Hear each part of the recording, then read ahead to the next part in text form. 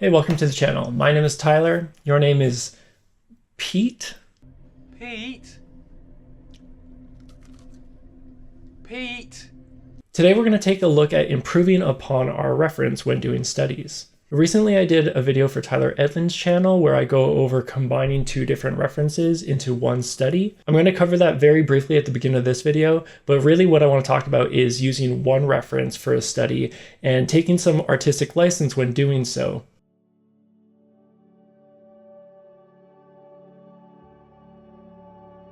As a general statement, a lot of us fall into the trap of just copying from a reference rather than actually studying and learning from it. When this happens, we tend to miss out on truly understanding and interpreting the material. A good way to rectify this is to combine two different references together. In this example here, I took the art style from the show Arcane and applied it to some camping gear. So it's sort of what might a canteen look like, roughly in the style of Arcane. What's beneficial about combining two different references is that you're forced to reinterpret the materials. What is it about Arcane that makes it feel like Arcane, and what makes a canteen a canteen? This forces us to reinterpret the reference, which reinforces our understanding of it, and that's where the learning happens. We learn when we're actively thinking about these things, whereas when you fall into a rhythm of just copying, even if it starts off intentful, our mind wanders and we get into the rhythm of it and our brain sort of shuts off. Here's an example from the artist Loish, where she applied J.C. Leyendecker style to some head studies. Again, if this was a one-for-one Leyendecker study, we might fall into the trap of, okay, this particular brushstroke and color go in this exact spot to achieve this mark, but that actually doesn't tell us very much. By using a new portrait reference, Loish would have had to ask herself, okay, how do I apply Leyendecker's shapes and brushstrokes to a new reference? There's interpretation happening there. And as an added bonus, we do this all the time when designing, so it sort of flexes the design muscle too. But we can do the same sort of thing when studying from only one source. So one of these big aha moments for me was realizing that your reference image is not necessarily perfect and that it can be improved upon. This is something I find I have to continually remind myself of, but it's easy to fall into this trap of, as we're studying, we maybe lose focus and start copying too directly, and when we do that, we don't retain as much information, or we don't learn as much. So like the Loish example of applying Leyendecker's brushstrokes and style to new portrait references, we want to do something similar when studying from only one reference. You can think of it as we're doing a brand new original piece with our own artistic license, and we're just using the reference image as a base. This is sort of the same idea as what John Park calls applied studies, when you really do your own version of something when studying it. So to repeat it in case it helps anyone, our reference image is not necessarily a perfect image, and we can change it and improve it. So I've got this image of rocks that I'm going to study from. There's some stuff I like about it and some stuff I think we can improve. For this study, I'm mostly going to focus on composition, flow, and blocking of elements, which is basically just composition. I might mess around with the lighting and color a little bit, but we'll see how that goes. I'm mostly going to focus on composition as an example. So for me, this big rock here is going to be our main focal point. It could also be this one here. Maybe some of you had your eye there and there's nothing wrong with that. But that is one of the problems with the image right now. These two masses are kind of competing with each other. And part of that is because they're roughly the same size. One idea when composing an image is to make your focal point the largest, most obvious part of the scene. You can have small focal points, especially when using framing devices, etc. But this idea of having a large focal point is often used, and that's what I'm going to be doing today. This trio of rocks in the foreground are also a similar size, so that makes it very boring. Next, if this one is our focal point, it's too off to the side, it's not in a good position. If we look at our rule of thirds, which is splitting our composition into thirds, both vertically and horizontally, this is a very basic composition rule, but it can take you very, very far. A good rule of thumb is to stick your focal point on one of these intersections. It's closest to this one, so we'll just shuffle that rock over a little bit. So I'm going to keep erasing these notes, hopefully it won't get too confusing, but I don't want them to pile up and become illegible. So the big rock will be somewhere around here, a little too close to the top there. Avoid tangents at the edges of the canvas. We've got our sizing similarity issues, so I'll make this one even bigger, maybe even break it out of the frame. And I'm going to make this one smaller so these two masses aren't competing so much. So this one will be something like this, and maybe something like this for the foreground ones. So one thing that is really working for me is this nice S-curve leading us into the image, which is a really nice composition device. You see this all the time. Sometimes it's C-curves, other times it's not so much lines leading us in, but dominating shapes that dictate the composition, like a triangle of light versus shadow, for example. There's tons of these out there. You can look up composition tips. So in this case, we've got that nice S-curve, and I don't want to lose that. Maybe we can even emphasize it a little bit more. So what's creating that S-curve? This rock here is doing a lot of the heavy lifting because that's what's creating this first kind of kink. And then these foreground rocks are the other side of that. So then we need these midground rocks to bring us back over to the left. And then we've got this little triangle of grass bringing us back up sort of the tail end of our S that takes us to the focal point. And I'm wondering if we can emphasize that a little bit by opening this area up a bit and having all of that be grass. Now that might become too obvious, and we do want some subtlety in there. So that'll be something that I have to play around with a little bit and see what I can get away with. But certainly I'm going to keep this nice shape here, and then something for the top of the S. Another thing I like, going back to the big, medium, and small shapes, is if this is our focal point, I do like that it's surrounded by medium and smaller rocks to give us a sense of balance and contrast. So we'll keep that. This is sort of like our mama rock with all of her little children hanging about her. I really like that, so we'll keep that. This is getting a little into details, and I don't want to focus on details, but this rock here has these little pock marks, and I quite like those. This one has it too, here and there, but the others don't, so it's pretty focused right now. So I want to lean into that a little bit more and distribute it to some of the other rocks in the scene. Not all of them, because that would be too even, but here and there. And this becomes a motif that I can lean on and have that repetition in the scene, which helps with continuity and flow. So this one, they're a little heavy-handed, they kind of take over a bit. I like how on this rock they're clustered more at the bottom. So I think that'll be my motif. I'll kind of keep them at the bases of the rocks and hopefully group them in interesting ways. So I think that'll be fun. Lastly, we've got some bushes and shrubs and stuff. There's really just this one here and then this taller shrub or tree or whatever it is. And that's all we really have. So maybe we can sneak in some more here and there, which gives us more variety with the darker greens. And it'll give us some more opportunity to add even more overlap and depth into our scene as well. What we don't want though is we don't want to have so much that we do something like this and completely fill it in on this hill here, because that breaks our S-curve. So when adding new elements like this, we want to make sure that it doesn't break those rhythms that we're creating.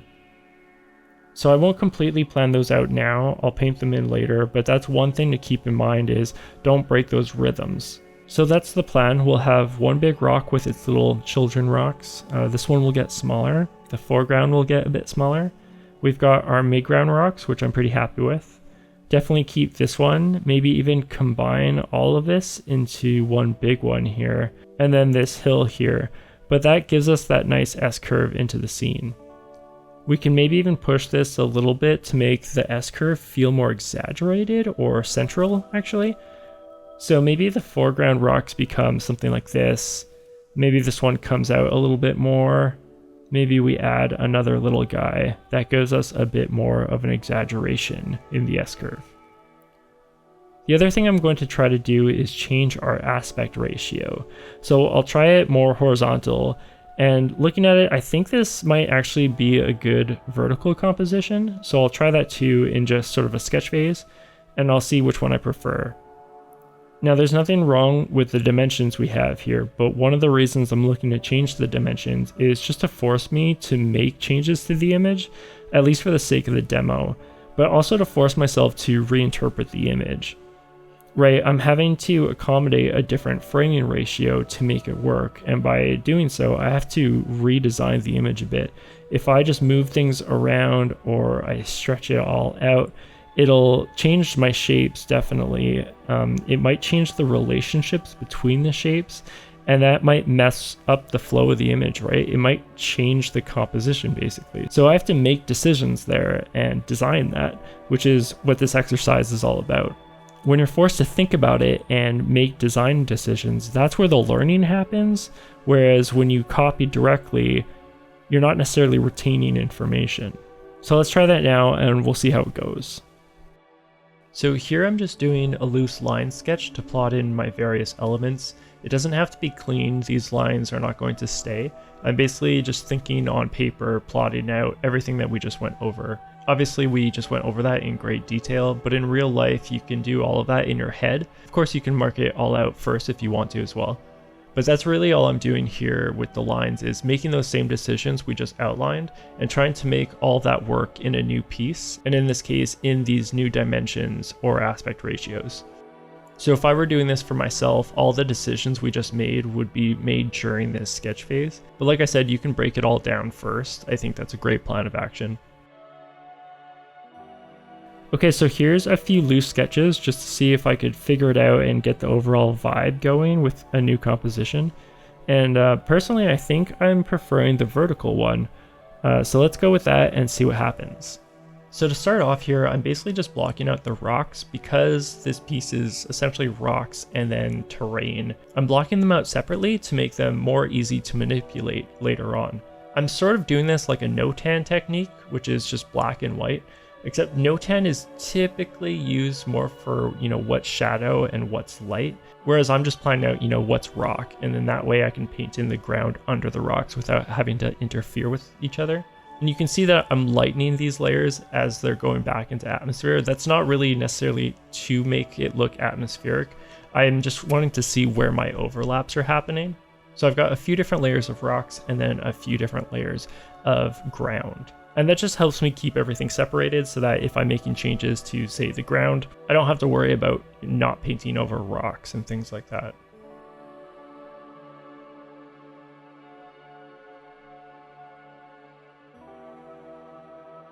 This also begs the question, what if we're using art reference, like reference from another artist's piece? Can we improve upon that? This gets a little tricky to talk about, especially with a general audience, because it's sort of dependent on your level as an artist. But if you were to ask any artist if they would make changes to an older piece of theirs, I'm sure they'd all say yes, even what we consider to be masterpieces or masterful artists.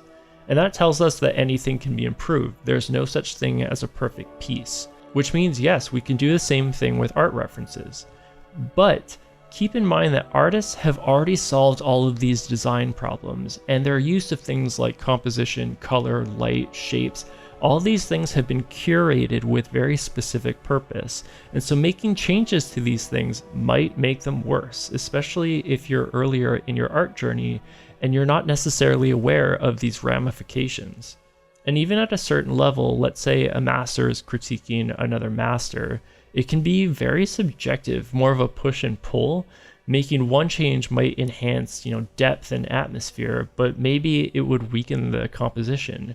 So it becomes more difficult to objectively improve a piece, because as long as nothing is blatantly wrong, it's more of a matter of opinion.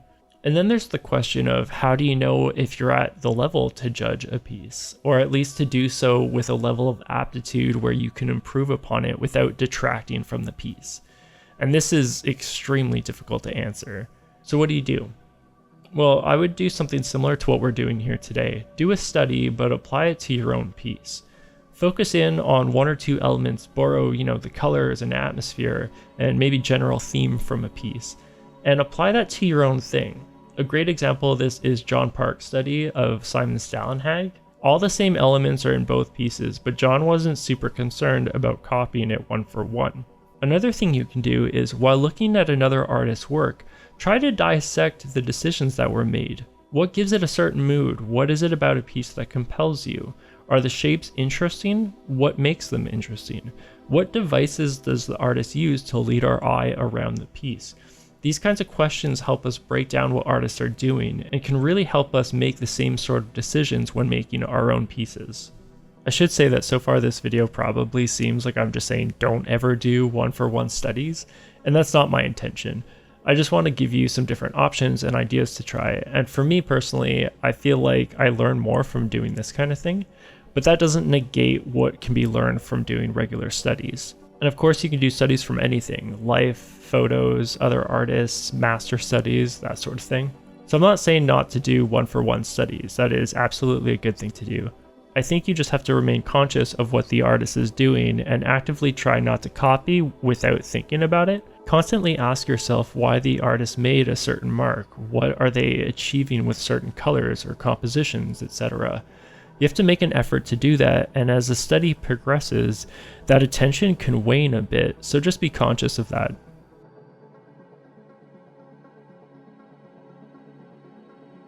So hopefully that'll help spark some ideas when working with reference and taking more artistic license when doing studies and injecting a bit more of yourself in them. As always, thanks so much for watching, be good to one another, and I'll see you next time. Okay, bye.